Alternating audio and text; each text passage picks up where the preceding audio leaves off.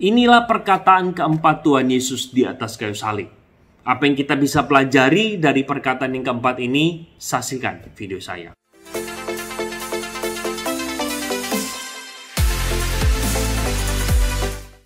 Teman-teman silakan subscribe video saya, karena dengan cara teman-teman menekan tombol subscribe, ini memberikan semangat dan motivasi kepada saya untuk terus boleh membuat video dan berkarya bagi Tuhan. Halo teman-teman semua, kembali lagi bersama dengan saya Albert Kurniawan dalam YouTube channel saya. Gimana kabar teman-teman semua? Apakah dalam kondisi sehat? Adakah pergumulan-pergumulan tertentu yang teman-teman saat ini sedang hadapi? Tulis di kolom komentar untuk saya bisa mengetahui bagaimana kondisi teman-teman semua. Teman-teman, sekarang kita akan masuk dan belajar tentang perkataan keempat Tuhan Yesus di atas kayu salib. Apa perkataan keempat Tuhan Yesus di atas kayu salib? Tercatat dalam dua Injil yang saya kutip pada kesempatan ini, yaitu di dalam Matius 27 ayatnya yang ke-46. Di sana dikatakan kepada setiap kita, yaitu kira-kira jam 3 berserulah Yesus dengan suara nyaring, Eli Eli lama sabachthani. Artinya, Allahku, Allahku, mengapa engkau meninggalkan aku? Catatan yang kedua terdapat dari Markus, pasalnya yang ke-15, ayatnya yang ke-34. Di sana dikatakan, dan pada jam 3 berserulah Yesus dengan suara nyaring, Eloi, Eloi, lama sabachthani, yang berarti, Allahku, Allahku, mengapa engkau meninggalkan aku? Dua catatan Injil ini mengutip perkataan Yesus yang keempat, Eli, Eli, atau Eloi, Eloi, lama sabachthani. Teman-teman, ini adalah kalimat pertama dan kalimat terakhir di dalam sepanjang kehidupan Tuhan Yesus. Tuhan memanggil Allah Bapa dengan sebutan Allah. Dia tidak memanggil Bapa di sorga dengan sebutan Bapa. Kenapa? Karena pada waktu perkataan yang keempat, dia sedang mewakili seluruh dosa umat manusia. Dia menanggungnya, ditimpakan kepada dirinya. 2 Korintus 5 ayat 21 dikatakan, dia yang tidak berdosa dijadikannya berdosa karena dosa setiap kita.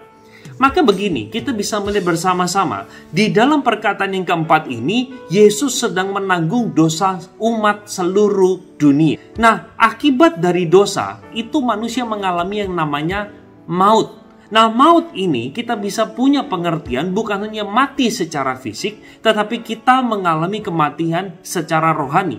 Kematian secara rohani yang tidak dibereskan akan membawa kita kepada kematian secara kekekalan, yaitu kita biasa sebut sebagai neraka. Nah, teman-teman semua, kita bisa melihat bersama-sama di dalam bagian ini, pada waktu Yesus mewakili dosa umat manusia, keterpisahan dengan Allah, hubungan dengan Allah yang begitu intim, yang digambarkan dengan sebutan bahwa Yesus memanggil Bapa di surga dengan sebutan Bapa, itu dia memanggilnya dengan kata Allahku, Allahku. Ini menandakan bagaimana seriusnya dosa, bagaimana konsekuensi dosa yang begitu berat, yang membuat akhirnya manusia harus terpisah dengan Tuhan untuk selama-lamanya.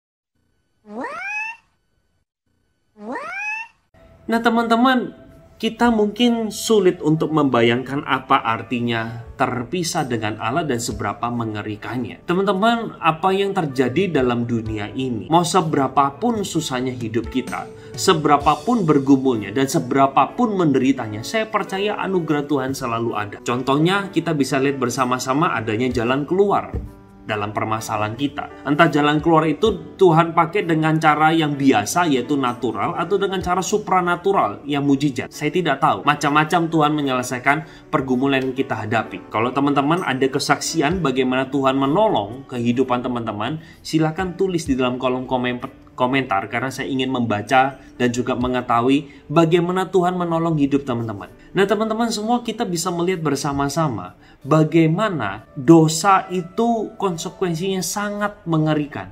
Itu sebabnya ketika Yesus membayarnya di atas kayu salib, dia mengucapkan kalimat Eli Eli lama sabachthani, menunjukkan betapa ngerinya kuasa dosa itu. Maka dari itu, apa yang kita bisa pelajari bersama-sama dari perkataan? Hal yang pertama, saya ajak kita bersama-sama belajar, kita bersyukur kalau kita adalah umat yang diselamatkan. Umat yang percaya bahwa Yesus adalah Tuhan dan Juru Selamat. Teman-teman, itu adalah sebuah anugerah yang sangat-sangat luar biasa besar. Kita semua tidak layak, tetapi Tuhan memberikannya secara gratis, bukan murahan. Gratis artinya terlalu mahal, kita tidak bisa bayar, sehingga Yesus melakukannya untuk kita. Maka mau tidak mau, kita harus bersyukur.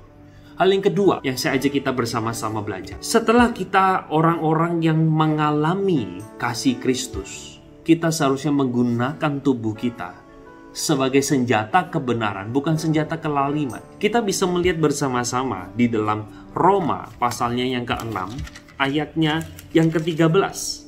Di sana dikatakan, dan janganlah kamu menyerahkan anggota-anggota tubuhmu kepada dosa untuk dipakai sebagai senjata kelaliman, tetapi serahkanlah dirimu kepada Allah sebagai orang yang dahulu mati tetapi sekarang hidup, dan serahkanlah anggota tubuhmu kepada Allah untuk menjadi senjata-senjata kebenaran.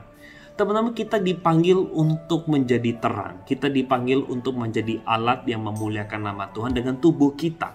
Karena kita telah dibeli dengan harga yang mahal, lunas dibayar, yaitu dengan darah Kristus. Artinya seharusnya seluruh tubuh kita adalah milik Tuhan. Pakailah tubuh kita, mata, mulut, hidung, telinga, tangan, kaki, semuanya dipakai untuk kemuliaan. Hal yang terakhir adalah, teman-teman, saya undang teman-teman yang belum menjadi orang percaya. Percayalah kepada Yesus. Terimalah Dia sebagai Tuhan dan Juru Selamat. Karena di dalam Dia ada jalan, dan di dalam Dia ada kebenaran, dan di dalam Dia ada kehidupan. Saya mengundang teman-teman semua boleh membagikan kisah pertobatan teman-teman di dalam kolom.